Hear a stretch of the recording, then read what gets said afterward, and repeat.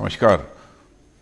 मौलाना जरताब रज़ा खान साहब, मौलाना बुरहान रज़ा खान साहब, दारुल उलूम हसमत उर रज़ा से जुड़े हुए तमाम लोग और सेमिनार में उपस्थित मेरे प्यारे दोस्तों, जब आपकी तरफ से इस कॉन्फ्रेंस में शरीक होने का बुलावा आया तो मुझे बेहद खुशी हुई कि मुझे आप सभी साथियों से मिलने का और मौलाना हसमत अली खान अलैहिर रहमा जैसी अजीम शख्सियत के ख्यालों के बारे में बातचीत करने का अवसर मिलेगा। हालांकि कुछ ऑफिशियल व्यस्तता की वजह से मैं आप लोगों के सामने भले ही मौजूद नहीं हूँ, लेकिन वीडियो मैसेज के ज़रिए आप लोगों से ज़रूर मुखातिब हो रहा हूँ। इस मौके पर कुछ बातें जो मेरे ज़हन में हैं वह आप लोगों से साझा करना चाहूँगा। साथियों, जैसा कि आप सब जानते हैं कि उत्तर प्रदेश से जुड़े होने के कारण हम सबका गंगा जमुनी तहजीब से कुछ विशेष वास्ता है। यह तहजीब यहीं पर पनपी और यहीं से निकलकर यह लगभग पूरे हिंदुस्तान में फैली और मुझ पर तो ऊपर वाले की कुछ खास रहमत रही है कि मुझे उत्तर प्रदेश में भी लखनऊ का प्रतिनिधि होने का मौका मिला है, जिसको माना ही जाता है कि वह तहजीब का शहर है, वह मिली जुली सभ्यता का शहर है। सिर्फ लखनऊ और उत्तर प्रदेश ही नहीं बल्कि पूरे देश में कई शताब्दियों से लगातार अनेक संतों, सूफियों और फ़कीरों ने और महात्मा गांधी जी से लेकर मौलाना हसमत अली खान साहब तक कई महान लोगों ने इस देश की एकता को तथा गंगा जमुनी तहजीब को और मजबूत बनाने की दिशा में काम किया है। ठीक यही विजन हम सबके माननीय प्रधानमंत्री श्री नरेंद्र मोदी जी का भी है।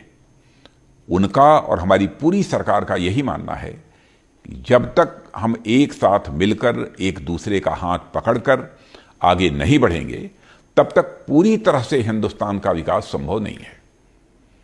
इसलिए हम सबका साथ, सबका विकास, सबका विश्वास और सबका प्रयास के रास्ते पर चल के इस देश की एकता को और मजबूत बनाने के लिए पूरी तरह से प्रतिबद्ध हैं। और साथियों, एक तरह से आप देखें तो यही हमारे हिंदुस्तान की खासियत भी रही है। कई हजार वर्षों से लगातार दुनिया के अनेक धर्म और मजहब यहाँ आए और आकर पानी में चीनी की तरह कुछ ऐसे घुल गए जिसने इस देश की आबो हवा को और मीठा बना दिया। दीपावली हो, ईद हो, क्रिसमस हो या फिर कोई भी त्यौहार हो, हम सब देशवासी आपस में मिलकर मनाते हैं, जो हमारी गंगा जमुनी तहजीब की ही एक मिसाल है। गंगा जमुनी तहजीब का अर्थ ही यही है कि दो अलग अलग तहजीबी रवायतें जो हमारे मुल्क की दो सबसे बड़ी परंपराएं रही हैं, वह कुछ इस प्रकार से आपस में मिल गई हैं कि उनकी अपनी अपनी अलग पहचान भी है और उनके साथ में मिलकर एक तीसरी पहचान भी उभर कर सामने आती है। यही तहजीब हमारी कौमी तहजीब है। मौलाना हसमत अली खान साहब इसी तहजीब को आगे बढ़ाने वाले झंडा बरदारों में से एक थे। आज वह भले ही हमारे बीच में नहीं है, लेकिन उनका मिशन, उनका काम हमारे सामने है। मौलाना हसमत अली खान साहब के जीवन में इतनी तकलीफें आई, उन्हें कितने बड़े बड़े ओहदों का लालच दिया गया, लेकिन हिंदुस्तान की एकता और अखंडता को बरकरार रखने के लिए उनके संकल्प के सामने ये सभी प्रलोभन धरे के धरे रह गए।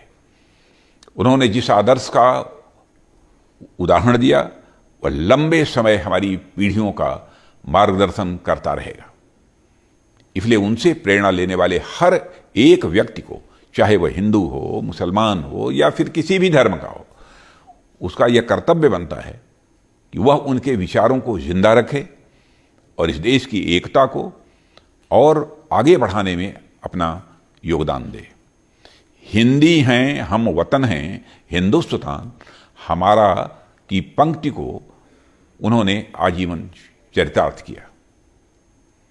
मैं एक बार फिर से आप सभी को दिली मुबारकबाद देता हूं कि आपने मौलाना हसमत अली खान साहब की ज़िंदगी पर इस सेमिनार का आयोजन किया और मुझे अपने बीच बोलने का अवसर दिया। अंत में मैं इस विश्वास के साथ कि आप सब इसी तरह से समाज में नेक विचारों को फैलाने का कार्य करते रहेंगे और लगातार देश सेवा करते रहेंगे, अपनी बात को यहीं समाप्त करता हूं। बहुत बहुत धन्यवाद।